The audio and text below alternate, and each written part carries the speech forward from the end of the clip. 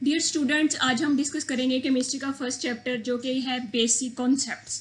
First year का first chapter है basic concepts और इसमें हमारे पास डिफरेंट किस्म के टॉपिक्स हैं like atoms, molecules and then Avogadro's number, relative atomic mass, जो कि हम पिछली छोटी क्लासेस में भी पढ़कर आए हैं। यहाँ पर इतनी डिटेल में तो नहीं है, लेकिन इनका चूँकि केमिस्ट्री है इसके स्टार्ट में बेसिक कॉन्सेप्ट का जिक्र करना बहुत ज़्यादा ज़रूरी है ताकि रिवीजन हो सके। Atom, what is atom? Atom जो है हम एज यू पिछली क्लास में हम लोग पढ़कर आए हैं, उसमें हमारे पास क्या है? Atom, long time ago it was thought that matter is simple indivisible particle. Matter जो है वो सिंपल, बहुत पहले ये तस्वुर किया जाता था कि मैटर जो है वो सिंपल इंडिविजिबल पार्टिकल है। पहले लफ्ज़ एटम का इस्तेमाल नहीं किया जा रहा था, पहले मैटर का ही लफ्ज़ इस्तेमाल किया जा रहा था। सबसे पहले किसका लफ्ज़ इस्तेमाल किया गया था? मैटर का लफ्ज़ इस्तेमाल किया गया था और ये सोचा जाता था कि मैटर जो है वो सिंपल इंडिविजिबल पार्टिकल है। मैटर क्या है? सिंपल इंडिविजिबल पार्टिकल है। एवरीथिंग, मैटर क्या होता है? Everything that has a mass and occupy space is called matter. Everything that has a mass and occupy space is called matter. ठीक है। फिर उसके बाद ग्रीक फिलोसफर्स ने कहा, ग्रीक फिलोसफर्स ने थॉट दैट, वो उनका मानना था, उनका ऐसी सोच थी या उनका ऐसा आइडिया था, but this idea was not based on experimental evidence. इसका कोई एक्सपेरिमेंटल प्रूफ नहीं उन्होंने दिया था, बस उनका ये एक आइडिया था, ये एक तस्वुर था। Matter divided into smaller and smaller particles until basic unit has come, then which cannot be further subdivided. Matter को इतना डिवाइड किया जाए स्मॉलर से स्मॉलर पार्टिकल में कि उसके बेसिक यूनिट तक पहुंच जाए और जो कि आगे फर्दर डिवाइड सब डिवाइड ना किया जा सके। फिर डेमोक्रेटिक्स आया, जिसका के पीरियड हमारे पास 460 से क्या था?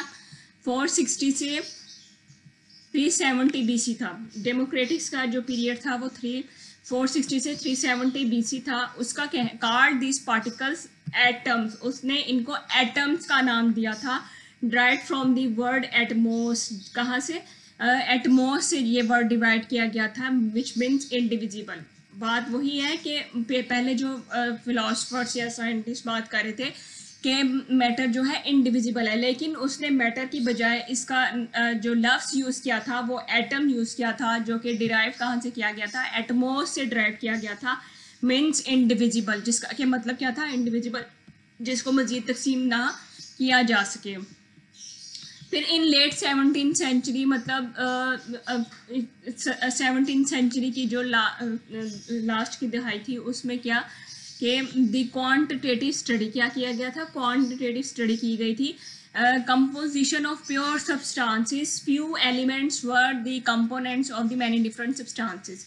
उन्होंने क्या कहा कि कंपोजिशन ऑफ डिफरेंट सब्सटेंसेस की जो कंपोजिशन है वो पार्ट थी, दूसरे components of many different substances का भी हिस्सा थी। अब मतलब एक जो कंपोजिशन ऑफ प्योर सब्सटेंसेस, कुछ सब्सटेंस में जो एलिमेंट्स पाए जा रहे थे वो दूसरे सब्सटेंसेस में भी नजर आ रहे थे। सब्सटेंस क्या होता है? Substance a particular kind of matter with uniform properties. वो मैटर जिसकी के uniform particular kind of matter with a uniform properties, उसे हम क्या कहते हैं? सब्सटेंस कहते हैं। A substance is a matter which has a specific composition and specific properties, जिसकी specific properties हो और specific क्या हो?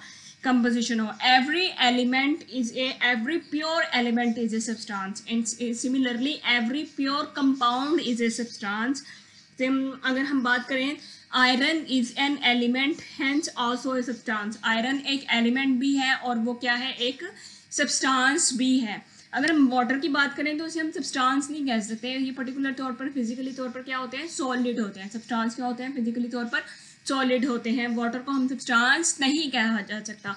The quantitative study composition of the pure substances, few elements were the components of many different substances. जो कि pure substances में composition थी वो हमें दूसरे सब्सटेंसेस में भी देखने को मिली थी।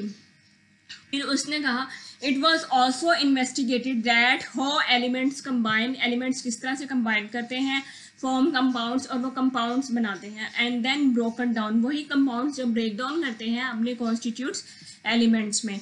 इन 1808 जॉन डॉल्टन जो कि क्या था, इंग्लिश स्कूल टीचर था, वो आया, उसका दौर आया, उसने क्या किया, recognize that law of conservation of matter and law of conservation, law of definite proportion. उसने law of conservation of matter and law of definite proportion को प्रपोज किया था, और जो कि एग्जिस्टेंस ऑफ एटम से जिनको क्या किया जा सकता था, एक्सप्लेन किया जा सकता था, एग्जिस्टेंस ऑफ एटम से जिनको क्या एक्सप्लेन किया जा सकता था। फिर डेवलप्ड द एटॉमिक थ्योरी, उसने एटॉमिक थ्योरी को भी डेवलप किया था, क्या किया था, एटॉमिक थ्योरी को भी क्या किया था, डेवलप किया था। Developed atomic theory main postulates of which is that all matter is composed of different elements which differ in their properties, जो कि अपने प्रॉपर्टीज में क्या करते हैं, डिफर करते हैं। फिर एटम की कॉम्पैक्ट डेफिनेशन क्या थी, atom is the smallest particle of an element which can take part in a chemical reaction. Atom जो क्या है, is the smallest particle of an element which can take part in a chemical reaction. जो एक compact definition बाद में आई, उन्होंने कहा सबके, जब ये प्रूफ चलता जा रहा था, उन्होंने smallest particle of an element which can take part in a chemical reaction, जो कि केमिकल रिएक्शन में हिस्सा ले सकता है। एग्जाम्पल में था हीलियम एंड नियोन, जो कि इंडिपेंडेंट, जिनकी क्या है, इंडिपेंडेंट एग्जिस्टेंस है। हीलियम एंड नियोन ये हमारे पास मोनो एटॉमिक गैसेज हैं, और ये नोबल गैसेज हैं, helium, neon, argon, xenon, krypton, ये जो है, और ये हमारे पास इनकी इंडिपेंडेंट एग्जिस्टेंस होती है, इनकी क्या है, इंडिपेंडेंट एग्जिस्टेंस होती है, और ये इंडिपेंडेंटली नेचर में एग्जिस्ट करते हैं, और इनकी रिएक्टिविटी बहुत कम होती है किसी भी दूसरे एलिमेंट से कंबाइन करने की। Similarly hydrogen, nitrogen and oxygen do not exist independently, ये इस तरह से कंबाइन करके आपस में रहते हैं, H2, N2, ऑक्सीजन, O2, ये आपस में कंबाइन करके रहते हैं, ये इंडिपेंडेंटली एग्जिस्ट नहीं करते हैं। देन मॉडर्न एज में क्या, मॉडर्न रिसर्चर्स का काम आता है। मॉडर्न रिसर्चर्स ने clearly shown that atom is further composed of सब एटॉमिक पार्टिकल्स। एटम जो है फर्दर कंपोज्ड ऑफ सब एटॉमिक पार्टिकल, ये मानना शुरू किया कि एटम जो है फर्दर कंपोज्ड ऑफ सब, पहले तो यही बात चलती जा रही थी कि ये इंडिविजिबल पार्टिकल है जो कि फर्दर सब डिवाइडेड उसको नहीं किया जा सकता, लेकिन फिर अब बाद में जो साइंटिस्ट आए, मॉडर्न रिसर्चर्स का क्या मानना था कि atom is further composed of सब एटॉमिक पार्टिकल, वो सब एटॉमिक पार्टिकल से मिलकर बना हुआ होता है, जिसमें हमारे पास है इलेक्ट्रॉन, प्रोटॉन और न्यूट्रॉन। इलेक्ट्रॉन, प्रोटॉन और न्यूट्रॉन, ये हमने जैसे कि पीछे देखा हुआ है, इलेक्ट्रॉन की किस तरह से डिस्कवरी हुई थी, प्रोटॉन की किस तरह से डिस्कवरी हुई थी, न्यूट्रॉन की किस तरह डिस्कवरी हुई थी, ये 9th क्लास में हम लोग पढ़कर आए हैं, जो कि क्या कहलाते हैं, फंडामेंटल, जिनको क्या कहते हैं, फंडामेंटल पार्टिकल, जिनको क्या, इलेक्ट्रॉन, प्रोटॉन और न्यूट्रॉन सब एटॉमिक पार्टिकल से मिलकर बना हुआ होता है, जिनको कि इलेक्ट्रॉन, प्रोटॉन, न्यूट्रॉन और फंडामेंटल पार्टिकल्स भी इनको कहते हैं। इसी तरह से हाइप्रोन, न्यूट्रिनो और एंटी न्यूट्रिनो से भी क्या है, मिलकर बने हुए होते हैं। और इसी तरह से 100 सच पार्टिकल्स जो हैं एग्जिस्ट इन एटम, इस तरह के 100 सच पार्टिकल जो हैं वो एग्जिस्ट करते हैं एटम में। फिर जे बर्जीलियस का दौर आया, जो कि 1779 से 1848 था। जे बर्जीलियस जो कि स्वीडिश केमिस्ट था, जिसका कहना था determined atomic masses of the element, उसने एटॉमिक मैसेज ऑफ एलिमेंट्स को क्या किया, बताया। Number of his values close to the modern values, और उसने एटॉमिक मैसेज को क्या बताया था, एटॉमिक मैसेज जो थे फर्स्ट टाइम उसने जे बर्जीलियस ने प्रपोज किए थे, और उसने जो वैल्यूज दी थी very similar to the values of the modern values, और ये जो उसने वैल्यूज उस दौर में दी थी वो इस आजकल के दौर के बहुत ज़्यादा करीब थी। Also develop the system of element, और उसने सिस्टम ऑफ एलिमेंट को भी डेवलप किया, डेवलप किया, गिविंग सिंबल्स, और उनको सिंबल भी फर्स्ट टाइम किसने दिए थे, जे बर्जीलियस ने दिए थे। किसने दिए थे, जे बर्जीलियस का काम है, उसने सिंबल दिए थे। फिर एविडेंस ऑफ एटम, अब ये सब कुछ बातें तो चल रही थी, ऑब्जर्वेशन चल रही थी, काम भी चल रहा था, लेकिन कैसे प्रूव किया जाए, कैसे दिखाया जाए कि इसकी शहादत कैसे दी जाए कि एटम जो है वो एग्जिस्ट करता है, एविडेंस ऑफ एटम्स कैसे बताया जाए। It is not possible to see the atom direct, atom को डायरेक्ट देखा नहीं जा सकता था। Nearest possibility to see with the electron microscope, और जो पॉसिबिलिटी थी उसको हम इलेक्ट्रॉन माइक्रोस्कोप के ज़रिए से ही देखा जा सकता था। अच्छा, एटम को डायरेक्ट क्यों नहीं देखा जा सकता? एटम को डायरेक्ट इस वजह से नहीं देखा जा सकता क्योंकि वो स्मॉलेस्ट से स्मॉलेस्ट पार्टिकल है और उसको देखने के लिए हमें नेकेड आई की या विजिबल लाइट की ज़रूरत नहीं होती उसको, क्योंकि उसका वेवलेंथ जो होता है बड़ा होता है। विजिबल लाइट का वेवलेंथ क्या होता है? बड़ा होता है। हमें कुछ ऐसी वेवलेंथ या ऐसी लाइट चाहिए जिसका कि लैम्डा जो हो छोटा हो, क्योंकि हमारा पार्टिकल क्या है? छोटा है। तो हमें छोटे पार्टिकल को देखने के लिए कुछ ऐसी लाइट चाहिए जो कि उसके साइज को कैप्चर कर सके। स्मॉल वेवलेंथ ऑफ लाइट चाहिए, स्मॉल वेवलेंथ ऑफ लाइट चाहिए जो कि इलेक्ट्रॉन ही दे सकते हैं, ठीक है, या एक्सरे दे सकती है। तो हमें इलेक्ट्रॉन माइक्रोस्कोप हम इसलिए यूज़ कर रहे हैं कि इलेक्ट्रॉन्स की जब बीम फॉल की जाएगी, इलेक्ट्रॉन्स की जब लाइट फॉल की जाएगी तो क्या करेंगे, उसकी वेवलेंथ जो होती है वो छोटी होती है, तो वो छोटे साइज़ के पार्टिकल्स को क्या कर सकता है? कैप्चर कर सकता है। A clear and accurate image of an object that is less than wavelength of the visible light cannot be obtained। ठीक है, जो बात मैंने भी की है कि अगर ऑब्जेक्ट जो है वो छोटा है, ऑब्जेक्ट का ये ऑब्जेक्ट है हमारे पास सपोज, और इसका साइज क्या है? छोटा है विजिबल वेवलेंथ से। अगर वेवलेंथ जैसे ये विजिबल लाइट की वेवलेंथ है,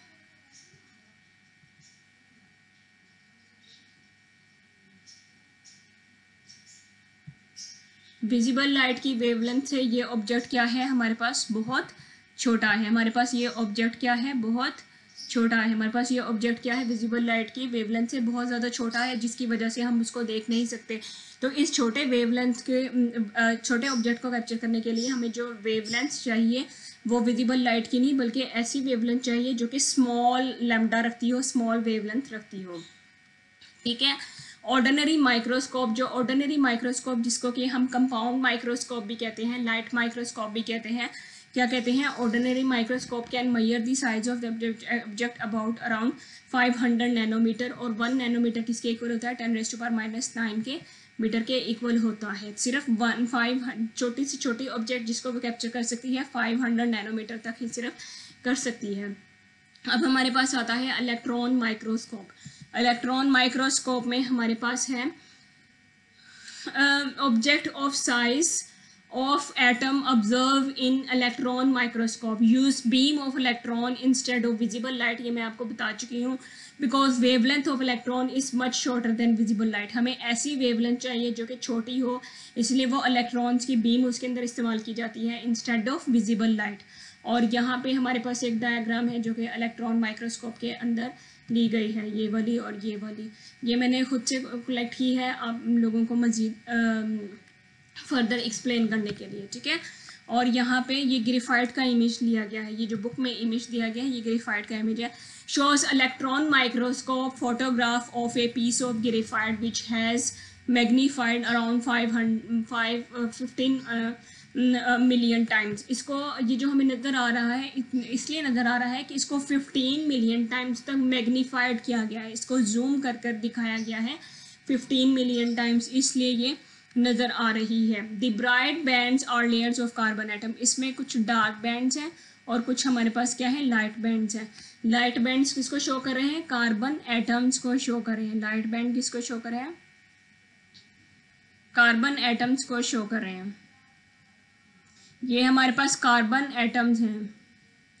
और ये यहाँ पर हमारे पास ये जो further electron microscopic photograph of graphite, ये फोटोग्राफ ऑफ ग्रेफाइट है, ये बुक में ये वाला इमेज दिया गया है। लेकिन ये फर्दर मैंने आपको दिखाने के लिए कि डिफरेंट रेजोल्यूशन पर जब देखा गया तो इस तरह के इमेज मिलते हैं।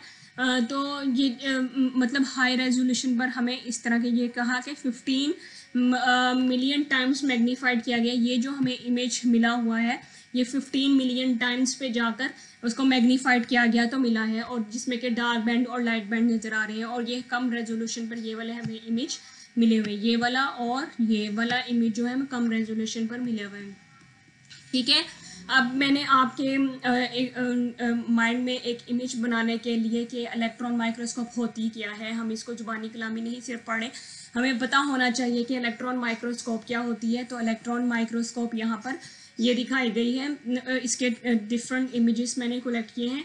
और जो हर ये इलेक्ट्रॉन माइक्रोस्कोप जैसे ये है, इसके डिफरेंट इमेजेस कलेक्ट किए हैं। और जो सिमिलर थिंग है वो ये है कि सब के सब जो हैं आगे से LCDs या कंप्यूटर के ज़रिए से कनेक्ट किए गए हैं, मॉनिटर्स के ज़रिए से कनेक्ट किए गए हैं, ताकि इमेज जो है वो इनके ऊपर हमारे पास नज़र आए और हम हाईली रेजोल्यूट करके अपने इमेज को क्या कर सकें, देख सकें। यहाँ पर हमें क्या होते हैं, इमेज क्या होते हैं, हमें नज़र आते हैं, इमेज ये है यहाँ पर नज़र आते हैं, हम उसको हाईली मैग्नीफाइड करके यहाँ पर देख सकते हैं और उनका एनालिसिस कर सकते हैं इन स्क्रीन के ऊपर आसानी से। अब एक्सरे वर्क आया था, x ray work in 20th century, x ray work shown that diameter of atom are of the order of 2 × 10⁻⁻10 which is 0.2 nanometre, जो कि 0.2 नैनोमीटर के इक्वल है। मैसेज ऑफ एटम, इन्होंने डायमीटर क्या है एक्सरे के जरिए से मालूम किया था। फिर मैसेज ऑफ एटम 10⁻⁻27 से 10⁻⁻25 kg दिया गया, expressed in atomic mass unit AMU, ठीक है, रिलेटिव एटॉमिक मास, जो कि 10⁻⁻27 10⁻⁻25 kg में लिया गया मैसेज ऑफ एटम। और 1 AMU जो था वो किसके इक्वल था, 1.661 × 10⁻⁻27।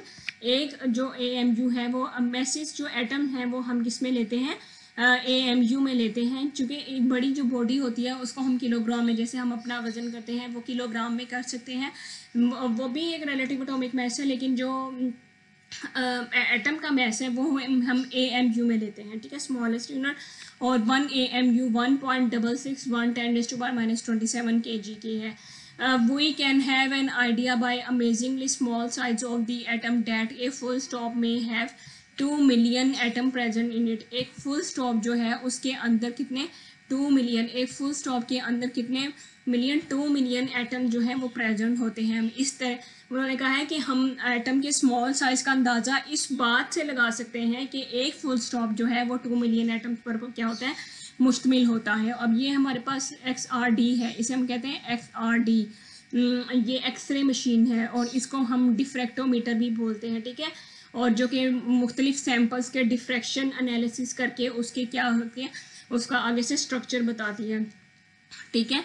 अब ये मैंने आपके लिए ये बनानी तो नहीं है डायग्राम, लेकिन और बस इसको ये इमेज माइंड में होना चाहिए, ये इमेज माइंड में होना चाहिए कि किस तरीके से ये XRD मतलब एक्सरे मशीन है क्या। एक एक्सरे मशीन वो वाली होती है जो कि ह्यूमन बॉडी का एक्सरे करती है, वो कुछ 2 सिलेंडर होते हैं, उनके ऊपर एक छोटी सी मशीन जो कि होती है ऊपर नीचे हो रही होती है, ठीक है, बैक एंड फोर्थ जा रही होती है, और वो लाइट फॉल करती है बोन्स के ऊपर, जिसकी वजह से वो बोन्स का क्या कर लेती है, स्ट्रक्चर लेती है, और इसके नीचे एक स्ट्रेचर सा भी बना होता है, या तो वो स्ट्रेचर पर लटा कर ले लेते हैं या फिर वो खड़ा करके एक इमेज ले लेते हैं बॉडी का। लेकिन यहाँ पर ये जो है ये XRD मशीन है, यहाँ पर हम सैंपल वगैरह पुट करते हैं और ये क्या करते हैं, अपना एनालिसिस कर लेते हैं। ये क्रिस्टल्स के लिए या सैंपल्स के लिए हम ये वाली XRD मशीन यूज़ करते हैं। ये डायग्राम बनानी नहीं है, लेकिन ये डायग्राम आपको समझाने के लिए कि एक इमेज माइंड में क्लियर होना चाहिए।